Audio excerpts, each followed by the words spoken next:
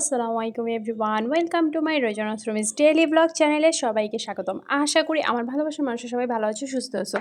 যে যেখান থেকে আমার ভিডিওটি দেখতেছো তাদের জন্য অনেক অনেক দোয়া এবং ভালোবাসা। তো আজকে আমরা কোথায় কোথায় গেলাম, কী কী ঘুরলাম, মানে কী কী খেলাম, সব কিছু তোমাদের কাছে শেয়ার করবো আমার এই ব্লগে। তো দেখতে কিন্তু সাথেই থাকো, একদম স্কিপ করো না, তাহলে কিন্তু মজাটাই পাবা না, কারণ শেষে কিন্তু অনেক মজা আছে। তো দেখো আমরা ফার্স্টে হচ্ছে টি স্ট্রিটে চলে গেলাম। টি স্ট্রিটে যাওয়ার পরে ইব্রাহিম দেখো কী শুরু করছে, শুধু আমার মাথার মানে পিন ধরেও টানাটানি পারে। তো এখানে আমরা কফি টফি খেলাম, খাওয়ার পরে একটু বাহিরে আসলাম, দেখলাম যে এখানে সুন্দর chicken fry, chicken nachos, chicken ball এগুলো আছে। তো ভাবলাম এখান থেকে এগুলোও খেয়ে নিই। মানে আজকে তো মূলত বেরই হয়েছে খাওয়ার জন্য, যে যত রকমের ফাস্টফুড আইটেম আছে আজকে সব টেস্ট করব, সব খাবো। তো এই যে এখান থেকে খাওয়ার পর, আর হ্যাঁ ইয়াসিন যেহেতু আমাদের সাথে আজকে যায়নি, তো এই জন্য ইয়াসিনের জন্য ভাবলাম যে ওর জন্য খাবার নিয়ে নিই। আর ইব্রাহিম দেখো শুধু তাকায় তাকায় দেখতেছে, কিন্তু ইব্রাহিম তো এগুলো খেতে পারবে না, কারণ এগুলো যেহেতু বাহিরের জাঙ্ক ফুড, এগুলো ওর জন্য মোটেও স্বাস্থ্যকর না। এজন্য ও শুধু তাকায় দেখতেছে, ওকে দিইনি, কিন্তু ওকে হচ্ছে বাসা থেকে খাওয়ায় আর কি, খাবার খাওয়াই নিয়ে গেছিলাম। তো যাই হোক, তারপর বাচ্চা মানুষ দেখলে তাকায় থাকে। আর এদিকে দেখো কত মানে একটু চিকন একটা রাস্তার কত বড় একটা গাড়ি ঢুকাইছে, কত মোটা একটা গাড়ি।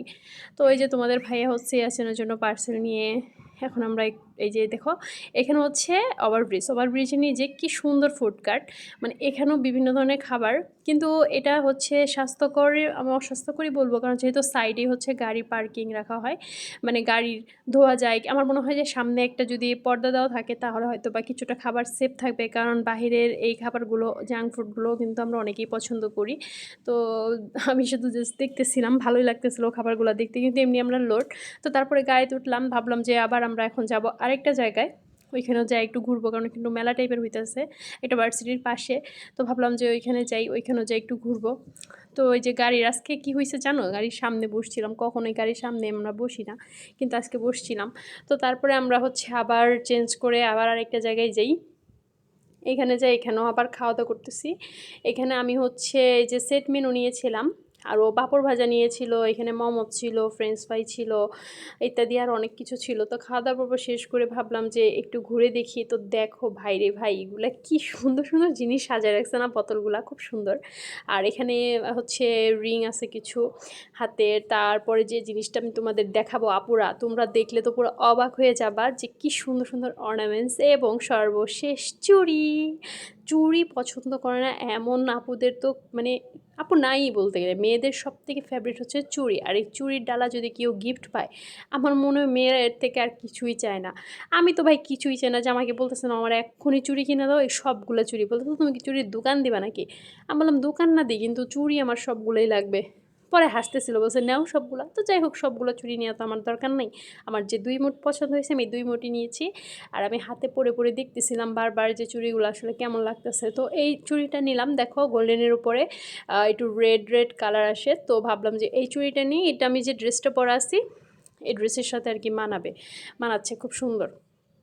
তো পরে হচ্ছে আমি এই চুড়িটা নিয়ে নিলাম, এই চুড়িটার কালার কম্বিনেশন সব কিছুই ভালো লাগতেছে।